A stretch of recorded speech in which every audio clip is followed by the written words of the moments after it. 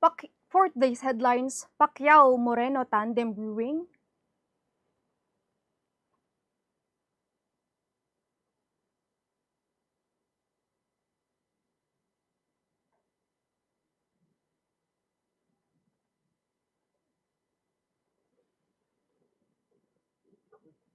RODY denies China interference in 2016 polls.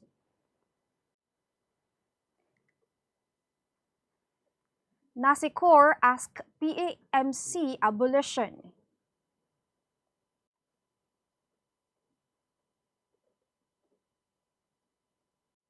LACSON-SOTTO tandem confirmed. Iraq market suicide bombing kills 30. Box I, end of 50-year drought. FABIAN to enhance monsoon rains. Good morning, I am Sandy Locos and you are watching Tribune News on Q. Today is Wednesday, June 21, and now the news. House Deputy Speaker and Buhay Party List Representative Lito Atienza on Tuesday confirmed that there are ongoing negotiations between the camps of Senator Manny Pacquiao and Manila Mayor Isko Moreno for a possible tandem for the 2022 national elections. In an interview over Daily Tribune Straight Talk, Atienza admitted that many people are attempting to convince the two to become running mates for the next year's polls. Despite this, he also recognized the possibility that the two could run against each other in the next polls, as there are other groups urging them to run for president. The lawmaker explained that he suits Pacquiao, who is also considered as a son to be game changer, who can lead the country to a better economic position and alleviate poverty. Atienza also hit Pacquiao's critics who have been calling him stupid and unfit for the presidency. Atienza believes Pacquiao will survive his apparent rift within President Rodrigo Duterte, who is party mate in PDP Laban, after the senator accused Duterte the administration of being 3 times more corrupt than its predecessors.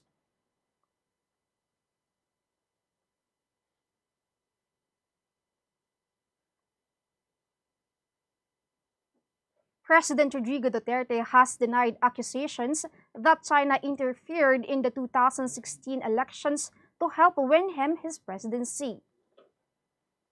In his speech broadcast on Monday, Duterte said there was no way to buy the 16 million votes to ensure his victory in the presidential race during the previous elections. Duterte also hit back at former Foreign Affairs Secretary Albert Del Rosario for making such a claim, saying he would run after him for allegedly committing treason. He then threatened to confront Del Rosario and to throw a cup of coffee on the former Foreign Affairs face. Duterte insulted Del Rosario by questioning his citizenship and appearance. Last week, as the country marked the 5th anniversary of its historic arbitral win against China, Del Rosario alleged that senior Chinese officials had boasted about their influence over the 2016 elections.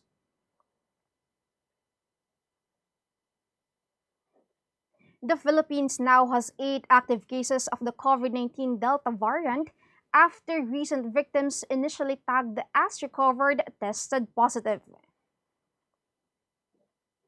Health Undersecretary Maria Rosario Vergeres said the 8 active Delta variant cases, 4 are in Cagayan de Oro, 1 is in Manila, another 1 is in Misamis Oriental, and 2 are returning overseas Filipinos.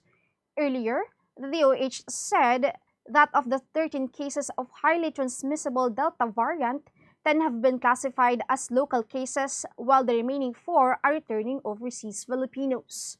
She said that the 14 recent cases that were initially tagged by the respective local government units as recovered were retested after the DOH reported that some of them are still positive with COVID-19.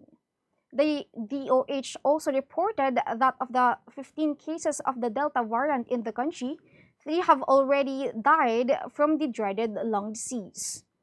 Previously announced Delta variant-related death was a 63-year-old male from Cebu from the ill-fated Athens Bridge who died on May 13. The second reported Delta-related death was the 50-year-old female local case from Pandacan, Manila, who died from COVID-19. The third fatality was a 78-year-old woman from Baybay, Antique, who was initially reported as recovered, but upon validation with her local government unit, the patient died on May 30. Tribune News on Q will be back after these reminders.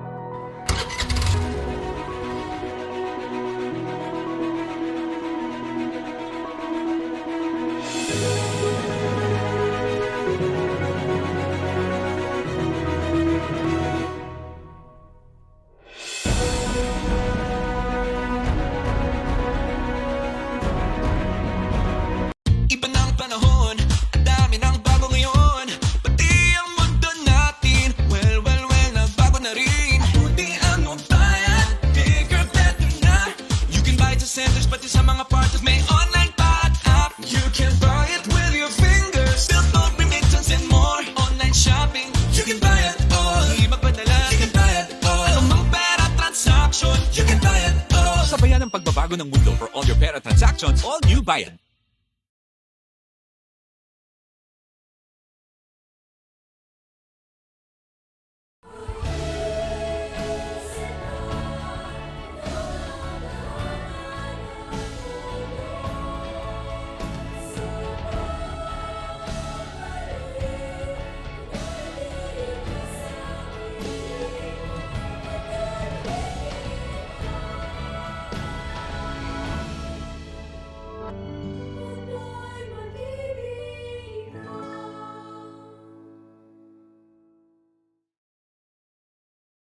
A consumer group is pressing the Department of Energy to abolish Power Bourse Administrator, Philippine Electricity Market Operation, or PEMC, since an independent market operator has already been established.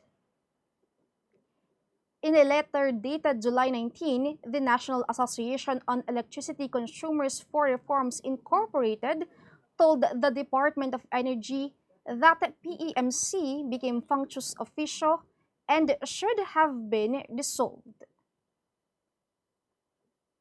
Under the Electric Power Industry Reform Act, PEMC was organized by the DOE as the market operator. It was constituted and created to undertake preparatory work and initial operation of the wholesale electricity spot market. With the WESM commencing its commercial operations on June 26, 2006, the law mandated that an independent entity, which is now the Independent Electricity Market Operator, should be reformed.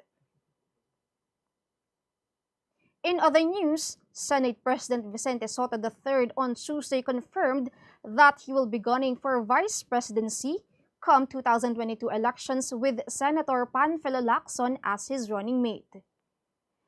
In a message to Daily Tribune, Sotto confirmed his plans and said they will formally announce their bid on August 4. The development came weeks after they had their consultative meetings with local officials in various provinces around Luzon region.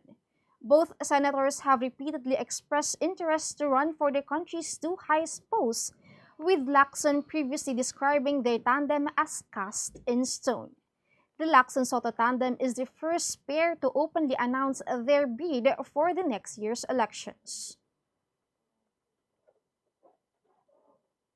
The Islamic State group claimed responsibility early Tuesday for a suicide bombing that ripped through a busy market in Iraqi capital ahead of the Eid holiday celebrations, killing nearly 30 people, according to medical sources. In a message posted to its Telegram channel, the militant group said a suicide bomber named Abu Hamza al-Iraqi detonated his belt on Monday night, killing more than 30 and wounding 35 others. 8 women and 7 children were among the dead, according to medical sources, who said the toll lay between 28 and 30 killed. In one of the worst attacks in Baghdad in recent years, body parts of victims lay scattered across the previously bustling market that had been crowded within shoppers buying food ahead of the Islamic festival of Eid al-Adha. Some 50 people were also wounded in the blast, medics said. Iraqi President Barham Salih called the bombing in the densely populated majority a Shiite suburb of Sadir a heinous crime and offered his condolences. We will be back. Stay with us.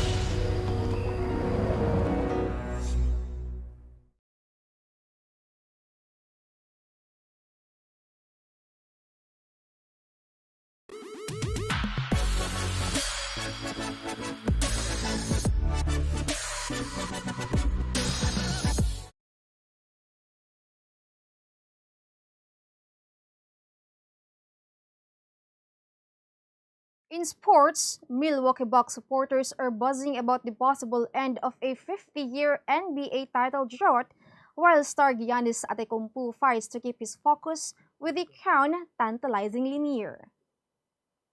The Bucks lead the best-of-7 NBA Finals 3-2 over Phoenix with a Game 6 on Tuesday at Milwaukee, where 20,000 fans will fill the arena and 25,000 more will jam the Deer District outside to watch on huge video screens. The Bucks, in their first finals since 1974, would capture their first crown since 1971 by winning on Tuesday. That just makes it tougher to stay in the moment for Antetokounmpo, who knows the Suns must win to force a 7th game Thursday at Phoenix. Antetokounmpo won't let himself ponder how it would feel to win the title in Milwaukee, determined to stay in the moment. Milwaukee guard Jrue Holiday wants the Bucks to play like they face elimination instead of a celebration. Weather Bureau Pag-asa on Wednesday said Typhoon Fabian slightly decelerates while moving west-southwestward. Pag-asa added that as of 4 a.m. today, the center of the eye of Typhoon Fabian was estimated at 740 kilometers east-northeast of Itbayan, Batanes, with maximum sustained winds of 130 kilometers per hour near the center and gustiness of up to 160 kilometers per hour. Fabian is presently moving west-southwestward at 10 kilometers per hour. Fabian and severe tropical storm Sempaka estimated at 1,030 kilometers west of extreme northern Luzon or in the vicinity of Yangjian, Guangdong, China, outside the Philippine area of responsibility, will enhance monsoon rains and will be experienced in the next 24 hours over the Ilocos Region, Cordillera Administrative Region, Batanes, Babuyan Islands, Zambales, Bataan, Tarlac, Pampanga, Bulacan, Metro Manila, Cavite, Batangas, Occidental Mindoro, and the northern portion of Palawan, including Calamian and Kalayaan Islands. The latest track forecast shows Fabian is moving over the coastal waters of northern Taiwan or make landfall in the vicinity of northern Taiwan by Saturday morning or afternoon. The tropical cyclone is also forecast to make another landfall in the vicinity of southeastern mainland China by Sunday, July 25. And that wraps up the stories this morning. Catch the latest news on our website, tribune.net.ph, and follow us on Facebook, Twitter, and Instagram. You can also subscribe to our YouTube channel, Tribune Now. The Daily Tribune is one with the nation in facing the COVID-19 crisis, and in line with this, the Daily Tribune digital edition on Press Reader is now available for free online. You can also download the Daily Tribune app on Apple Store or Google Play to get the latest and most comprehensive news online. Daily Tribune is also inviting everyone to join its community Viber Kachibu to get updates on the freshest and hottest news and entertainment stories of the day. Tarsito emoticons are also available on our community Viber. Just visit the secret store and search for Kachibu Community. And before we go, we would like to thank the SM Store, the Department of Tourism, Araneta Center, and Alan Lin, Council Member of Overseas Community Affairs Council, Republic of China.